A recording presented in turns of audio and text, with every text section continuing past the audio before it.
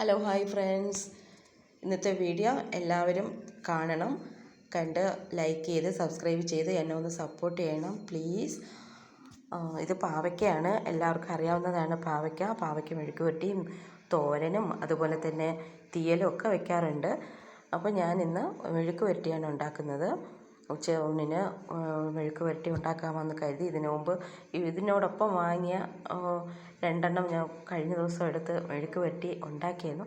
നല്ല കയ്പ്പുണ്ടായിരുന്നു കേട്ടോ. ചില സമയത്ത് കയ്പ്പ് ഭയങ്കര ഇഷ്ടമാണ്, പക്ഷേ എന്നാലും വല്ലാത്തൊരു കയ്പ്പ് തോന്നി. അപ്പോൾ ഞാൻ കുറച്ച് കയ്പ്പ് മാറാനായിട്ട്, കയ്പ്പ് പൂർണ്ണമായി മാറാനല്ല, ഒന്ന് ചെറുതായിട്ടൊന്ന് ബാലൻസ് ചെയ്ത് നിൽക്കാനായിട്ട് അല്പം പുളിവെള്ളം ഒഴിക്കും.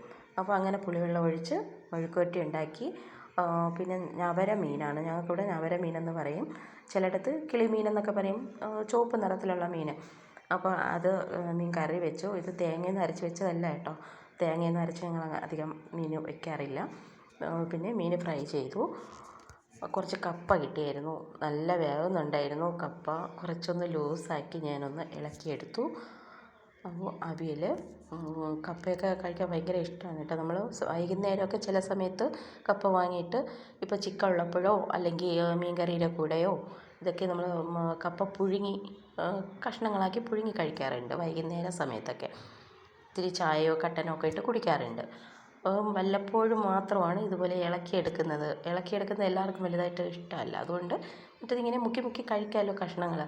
അപ്പോൾ ഞാൻ എൻ്റെ ഇഷ്ടത്തിനാണ് ഇളക്കിയെടുത്തത്. എനിക്കിത് ഭയങ്കര ഇഷ്ടമാണ് ചോറിൻ്റെ കൂടെയൊക്കെ കഴിക്കാനായിട്ട്. അപ്പോൾ മീൻകറിയും ചോറും ഈ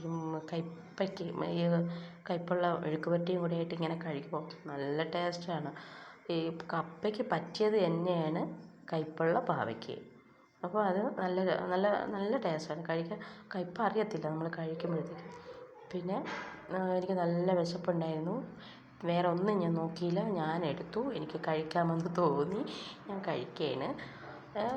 വിശന്നധികം സമയം ഇരിക്കേണ്ട കാര്യം എന്താണെന്നാണ്, നമ്മൾ ഉണ്ടാക്കി വെച്ചിട്ട് നോക്കിയിരിക്കേണ്ട കാര്യമില്ല. എല്ലാവരും സമയത്ത് എത്തിയൊന്നുമില്ല. മക്കൾ സ്കൂളിലാവുമ്പോഴത്തേക്ക് നമ്മൾ മക്കൾ വരുന്നവരെ, ഞാൻ മുൻപൊക്കെ അങ്ങനെ ഇരിക്കാറുണ്ട്, ഇപ്പം അങ്ങനെയൊന്നുമില്ല കേട്ടോ. എനിക്ക് വിശക്കുമ്പോൾ ഞാൻ എടുത്ത് കഴിക്കും. അതുപോലെ തന്നെ ഹസ്ബൻഡ് വരുന്നത് വരെയൊക്കെ നോക്കിയിരിക്കും. ചിലപ്പോൾ 3 മണി 4 മണി വരെയൊക്കെ ഞാൻ നോക്കിയിരുന്നിട്ടുണ്ട്, വന്നിട്ട് കഴിക്കാം, ഇപ്പോൾ വരുമെന്ന് തിരിച്ച്. പക്ഷേ ഇപ്പം ഞാൻ അധികം അങ്ങനെ ഇരിക്കാറില്ല. വിശക്കുമ്പോൾ കഴിക്കും, ഇല്ലെങ്കിൽ എനിക്കൊരു ബുദ്ധിമുട്ടുണ്ട്. പിന്നെ അത് കഴിഞ്ഞ് കുളിച്ചു റെഡിയായി.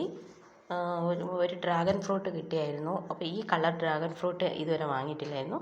ഇത് കിട്ടിയപ്പോഴത്തേക്കും എൻ്റെ പകുതി ഡ്രാഗൺ ഫ്രൂട്ട് എടുത്ത് ഒന്ന് ജ്യൂസ് അടിക്കാമെന്ന് കരുതി. ഇപ്പോൾ മുൻപ് വാങ്ങിയിട്ടുള്ളത് വൈറ്റ്, അകത്ത് വെള്ള നിറത്തിലുള്ളതാണ്. അപ്പോൾ ഇത് ഇങ്ങനത്തെ നിറം ആയതുകൊണ്ട് തന്നെ ഭയങ്കര ഒരു അട്രാക്ഷൻ തോന്നി.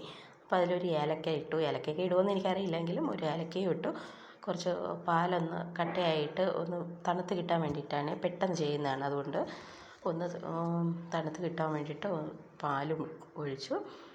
പിന്നെ പഞ്ചസാരയും ചേർത്ത്, ഇത്രയും ചേർത്തുള്ളൂ, വേറെ എന്ത് ചേർക്കുമെന്ന് എനിക്കറിയില്ല. ഞാൻ മിക്സിയിൽ അടിച്ചെടുത്തു.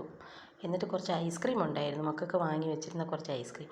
അപ്പോൾ ആ ഐസ്ക്രീം കൂടി ഇതിൽ പുറത്തിങ്ങനെ ഇട്ടിട്ട് ഞാൻ തന്നെ ആദ്യം ഒന്ന് കുടിച്ച് നോക്കി.